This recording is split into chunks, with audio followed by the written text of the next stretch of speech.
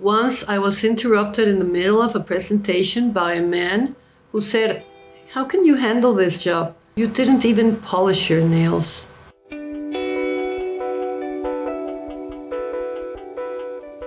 We've been told that because we're a women-owned business that we're a risky business.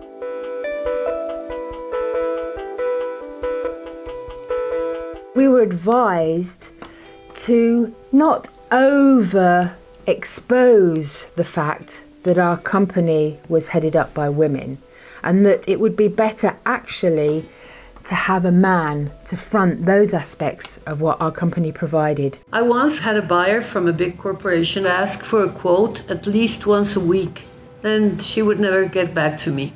After a couple of months, I asked her if everything was all right, if there was something wrong with the quotes I was sending. And finally she said, "Well, to tell you the truth, you're just a part of my KPI."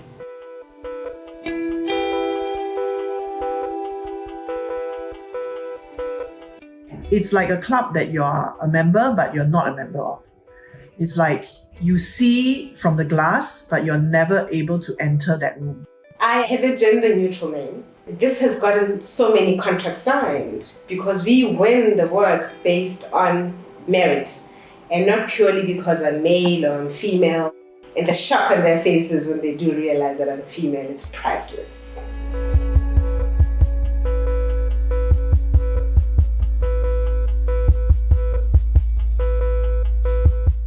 Here's the brutal truth, right? I'm biased, and so are you.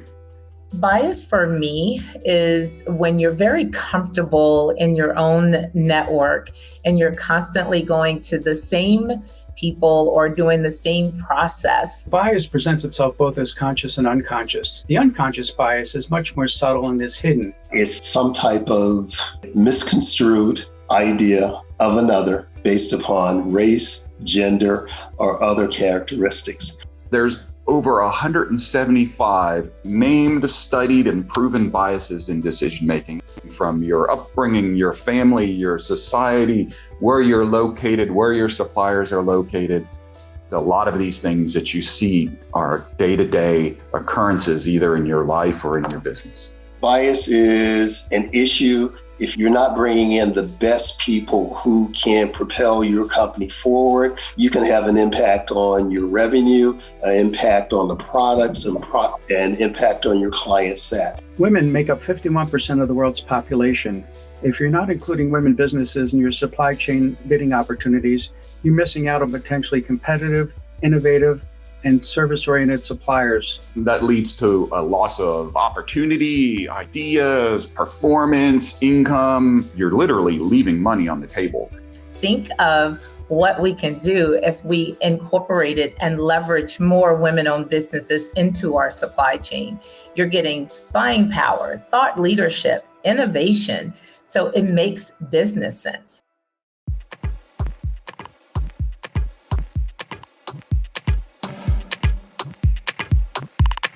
Bias cannot be totally eliminated. You have to mitigate that bias. You have to be proactive and understand it exists and create policies and structure that mitigates it as much as possible. Organizations that are serious about addressing bias in supply chain need to first look and identify the diverse suppliers that are already in the supply chain and help them understand how they can grow and do more business with your company. I have a group of supplier diversity professionals and a network of advocates across ExxonMobil whose job it is to try to find opportunities for women-owned and other diverse businesses to enter into our business. We're offering training to all new hires that come on board. And it's to start it from when they come in, to make sure that we're embedding that in every employee that we have, because that shows how important it is.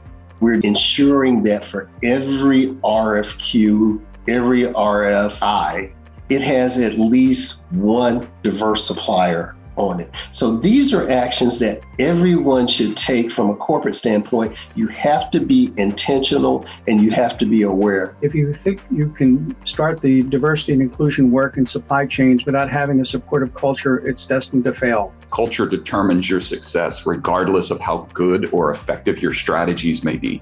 It's so important that where you buy, where you live, where you work, that you have some representation of yourself. We start from the top, from our CEO, to make sure that we're not only creating that inclusive marketplace, but we're walking the talk.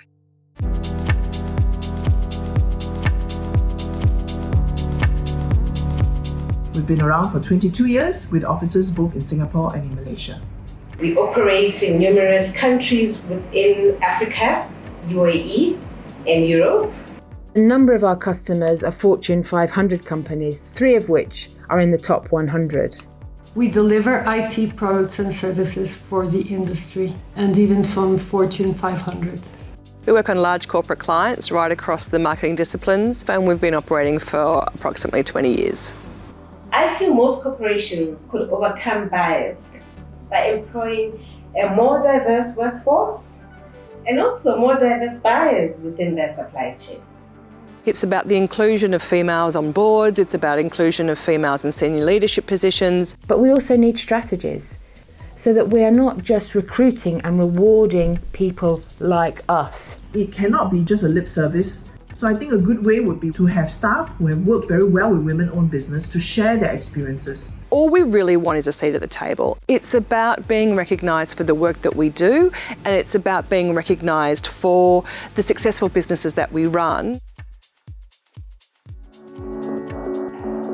I believe that if we really look at creating that true inclusive marketplace, then we would look at just making sure that everybody is getting the work that they deserve. It's a world where I don't need a supplier diversity team or advocates around the world to provide the assistance to level the playing field for our people and our suppliers. Let's turn this into a network of professionals so that you utilize your contacts and you utilize those fully.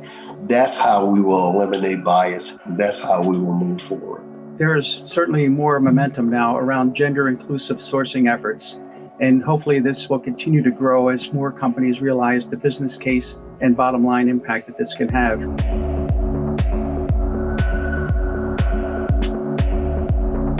Make sure that this is a commitment throughout the corporation and that your CEO has made statements, that you have policies that enforce it and that are clearly stated.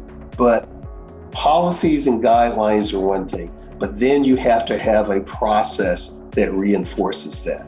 Create awareness around the great women-owned businesses and diverse businesses that are available to corporations and their capabilities. Educate your internal stakeholders or what's available to them and how they can partner with women-owned businesses.